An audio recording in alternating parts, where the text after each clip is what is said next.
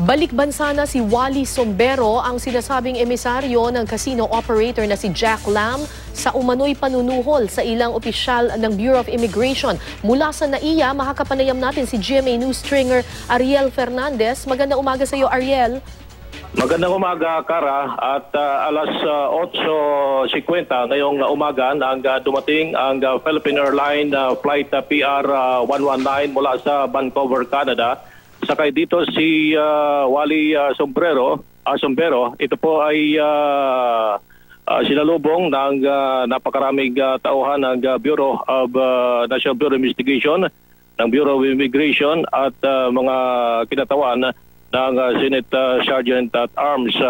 Mula sa paglabas niya sa loob ng eroplano, siya ang pinakahuling nakalabas sa loob ng eroplano at agad siyang ineskortahan papalob dito sa Immigration Office Supervisor at may mga pinipirmahan sa kasalukuyan na Kara dito sa loob ng Immigration Office sa NAIA Terminal 2 itong si Mr.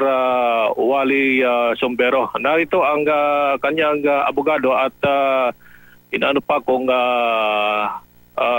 kanilang saan dadalhin ito si Mr. Sombero dahil kanina hindi malaman kung diretso agad sa Senado o pupunta muna sa isang hotel o di kaya sa NBI.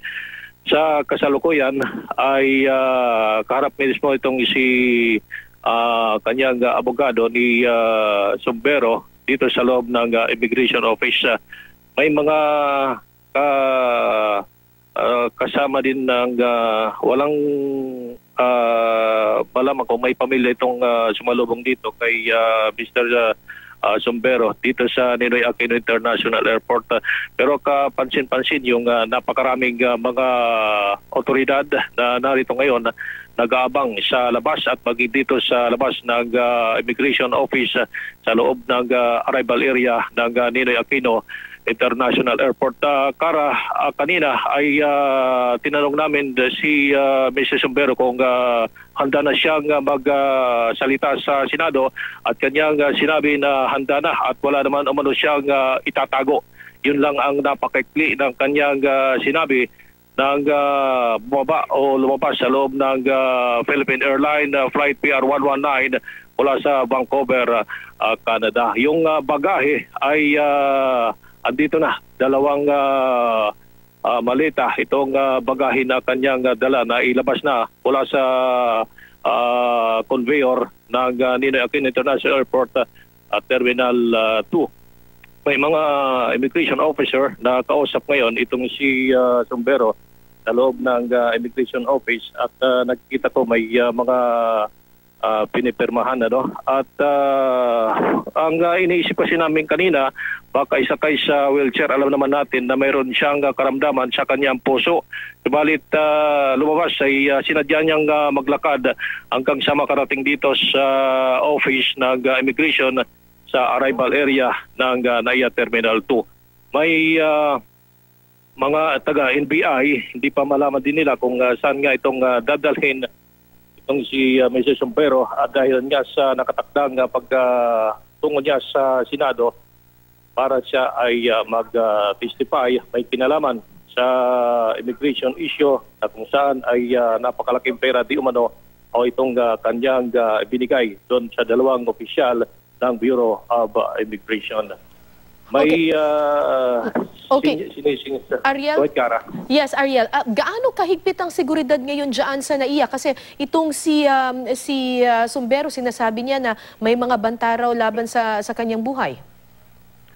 Napakahigpit, Kara. Sa katunayan ay buong puwersa ng mga otoridad. Pinagsama ito ang NBI at Airport Police. Maliban sa Airport Police, may mga nakaantabi din dito mga naka-type B lamang uniform. Itong membro naman ng Philippine National Police Aviation Security Group. At sa labas ay may mga naka-uniforme naman ng mga taga-NBI at maging dito sa loob. Mahigpit ang seguridad, Kara. Dahilan nga sa sinasabi nga may banta sa buhay nitong si Mr. Sombero kung kaya't doble-doble yung paghihigpit dito ng mga otoridad. Sa katunayan ay maging yung mga mamahayag na nais na makakuha ng magandang larawan sa arrival nitong si Sombero ay pinapalayo para hindi masyadong dikit na dikit naman ang pagkuha ng larawan kay Mr. Sombero dito nang siya ay dumating. Simple lamang nang dumating rito sa airport itong si Mr. Sombero, kung kaya't marami din ang nagtatanong ng mga pasahero kung sino ang celebrity ang dumarating ngayon dahil napakaraming ang mga negosyo. Alright, Ariel, sanabi mo na sinalubong siya ng mga opisyal ng Bureau of Immigration, ng NBI at napakahigpit ng seguridad. Siya ay nakatakdang mag-testify sa Senado. Meron man lang bang sumundo dyan or sumalubong sa kanya na isang representante mula sa Senado? Andito, Kara, katunayan ay katabi ko itong mga membro ng Senate Sergeant at Arms at hindi rin nila malaman kung saan dadalhin ito ngayon. Pero isa sa Sergeant at Arms, sir, saan ba dadalhin ngayon si sumisinyas na hindi na pwede sila magsalita? Okay. Alright. At sa kasalukuyan, nasa loob pa, mga ilang minuto nang nakalipas. Bagamat nailabas na yung bagahe ni Mr. Wally Sombero, ay nananatili pa rin sa loob. Mag-aakma sana akong kapanayamin itong abogado, pero sumisinyas na kumakaway ng hindi daw pwede mamaya na. Yun ang kanyang sinasabi. Alright, maraming salamat sa iyo. Maraming salamat sa iyong ulat at GMA News Stringer Ariel Fernandez. Thank you, Ariel.